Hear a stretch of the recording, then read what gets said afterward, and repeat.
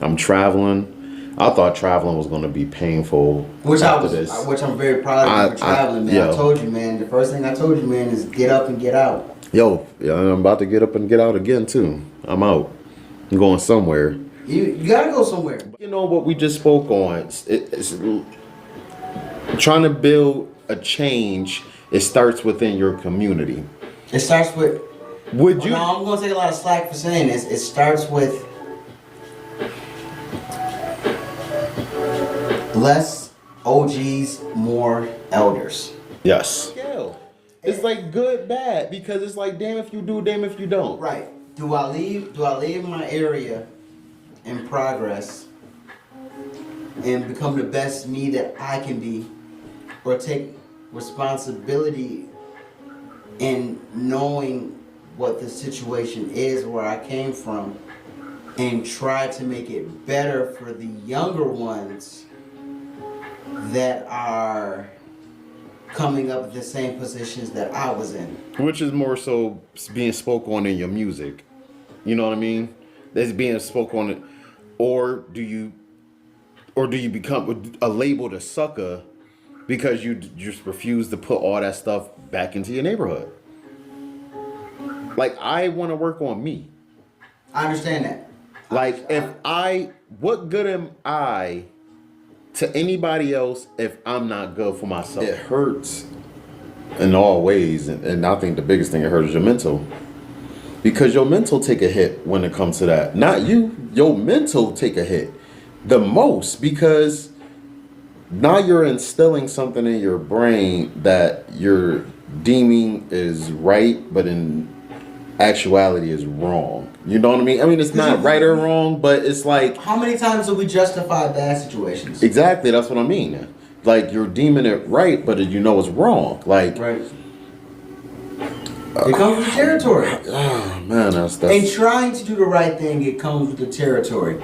It's either you're damned if you do it, you're damned if you don't. If I do it, this is a situation. If I don't do it, this is a situation. Where do I find balance in between? I think you have to have, like your mindset, your life have to be somewhat situated for you to literally sit back and understand that type of stuff. You know what I mean? Like, if you're not learning as you go, you won't understand. You would just run with the same. I don't want to learn as I go. Mindset. I want to continue to keep on living because there's nothing to live for. And that's the mindset. I'm just living. I'm just living. And you know what I tell? You know what I tell people that say that near me? Get away from me. You ain't got no line. Get away from me. That kind of energy. I don't want you, because I've been through that. You also can't make excuses for the slightest hiccup. Excuses are easy because your excuses are determined for doing what you want to do. A lot of times, though, we do that a lot of times. One hiccup will make the craziest excuse for the smallest hiccup. It's a hiccup. Yo, imagine the video didn't get recorded. Our first episode didn't get recorded at all. Imagine if we said, yo, let's wait until we get actual cameras. How long would have been? This is the third week now, right? I told you, we still ain't got professional cameras. So imagine us imagine us saying that. We try to fit everything in one. And in the essence of us trying to fit everything in one basket, it's very hard. We have to learn to urge the task, to multitask. And some of us can do it. Some of us can be able to bounce and piggyback. But for the most part, if that's not the kind of person that you are, you have to understand what you are willing to accept and willing to handle. True. Yeah. So once we are able to understand that, if you never multitasked before and was able to, pinball and ping, and you try to fit it, and that's not who you are, you might need to stop doing that, because that's not you. Yo, it sucks, but sometimes you have to learn to say no. All right, I got it to give.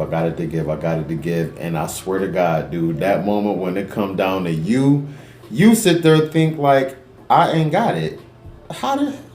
Why? What you mean you ain't got it? I'm used to you always having it.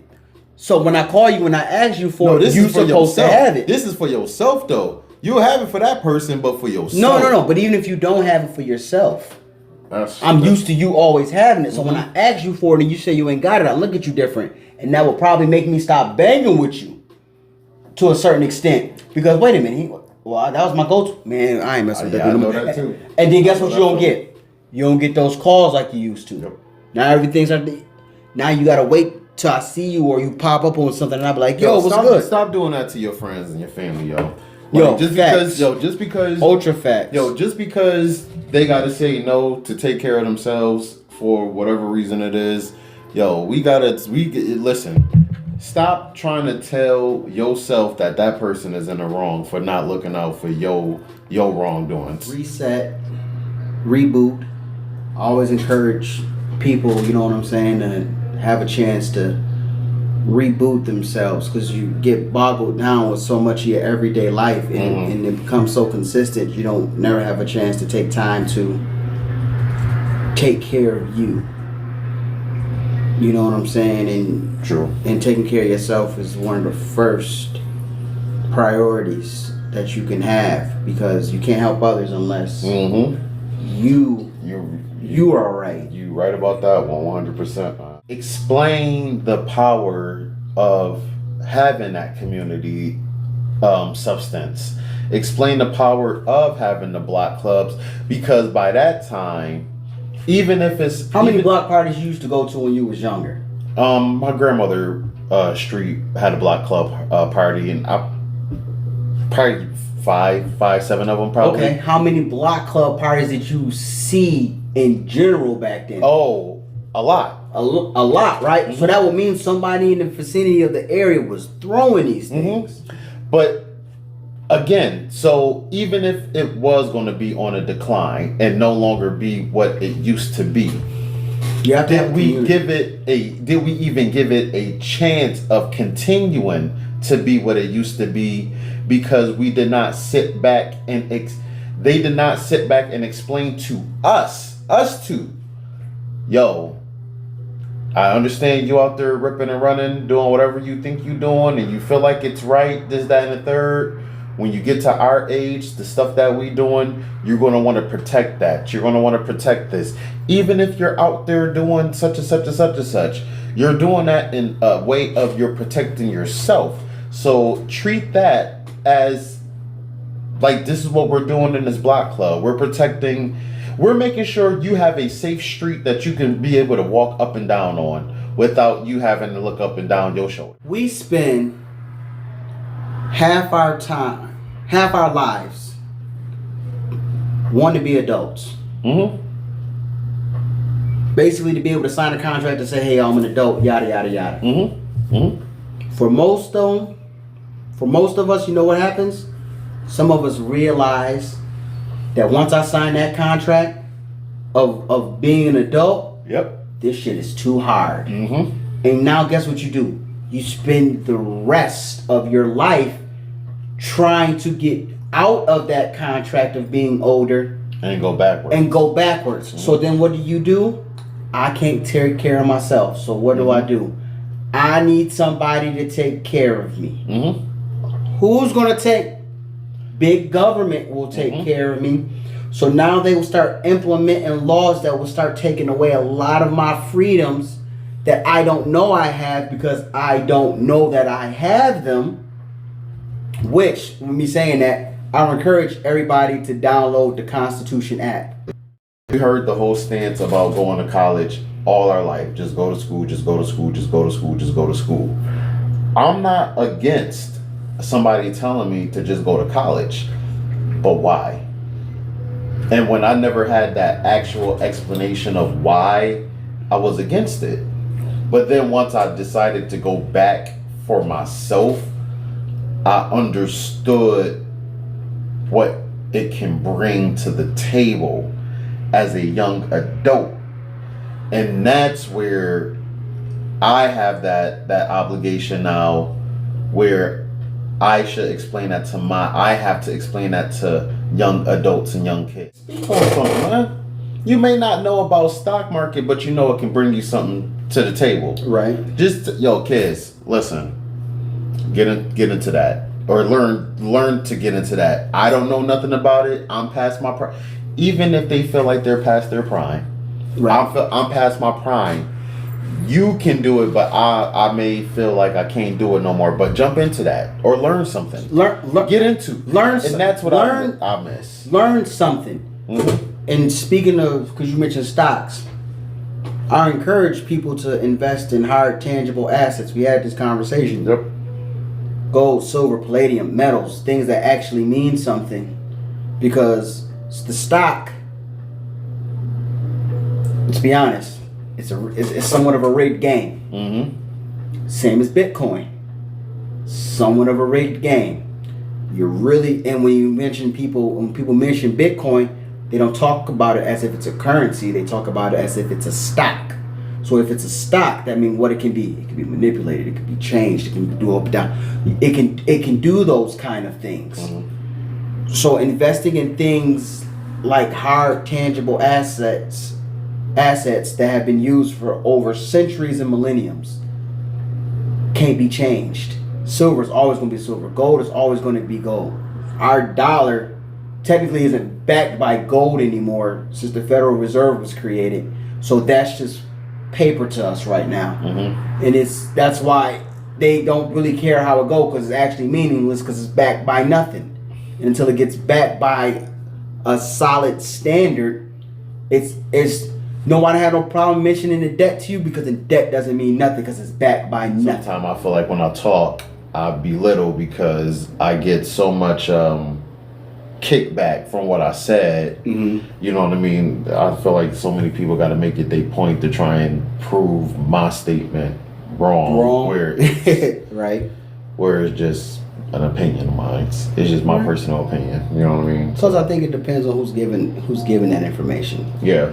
You know, but even if it depends on who's giving the information, the information can still be beneficial towards you or to you. You know what I'm saying? No matter your age, race, rank, position of power. You know what I'm saying? So it all depends on how you accept it. Do you accept it in a violent-like manner or an aggressive manner?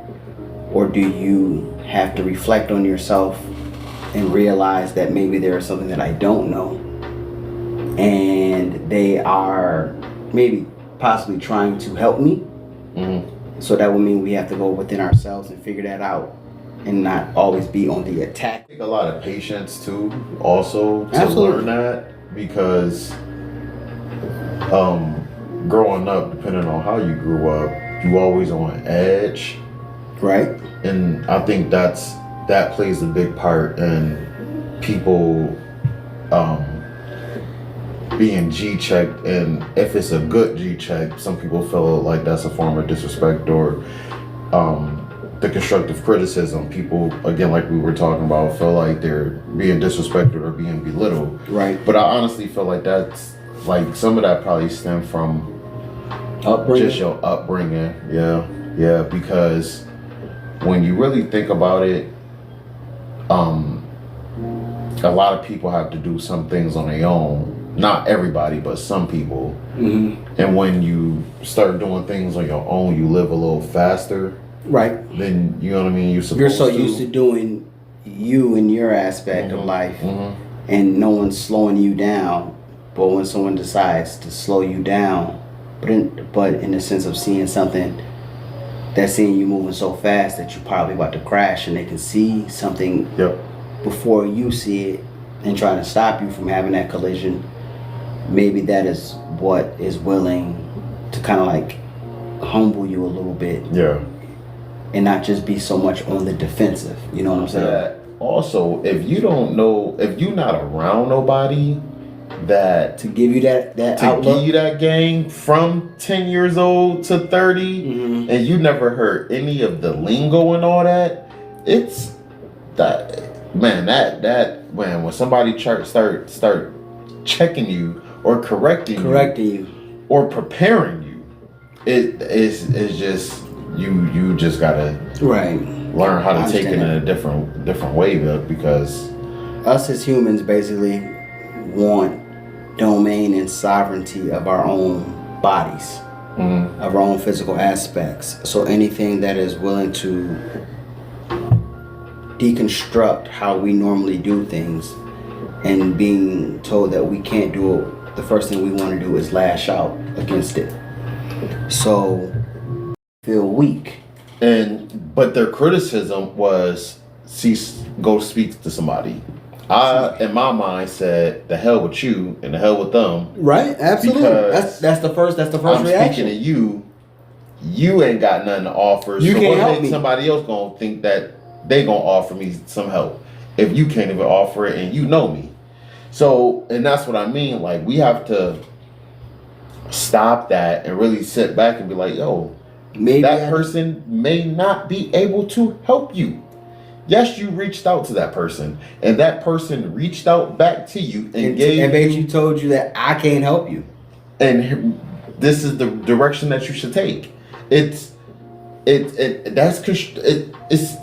not even constructive criticism. Listen. This is the best. This is the best limit I can give you. Yeah, this is what I can give you. This is my limit. This is my limit because I am not that well in tune with.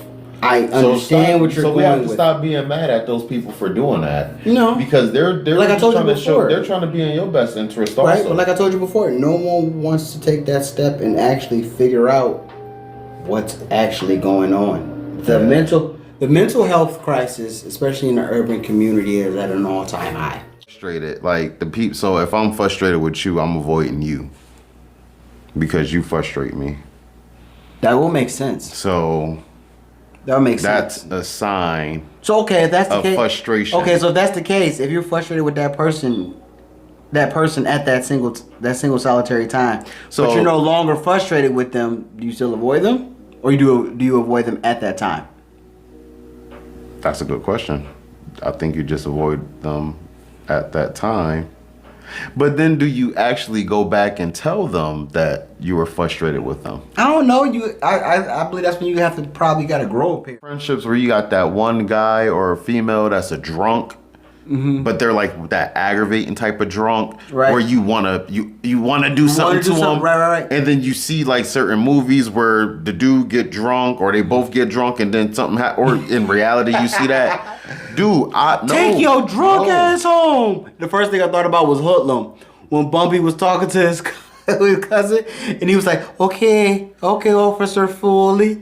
So you know what I'm talking about, right? Yes, and that's that's a perfect example of how you should handle it. Is how Bumpy handled that. Mm-hmm. Yo, listen, and he was a boss. Yeah, right. And he told him to take us home.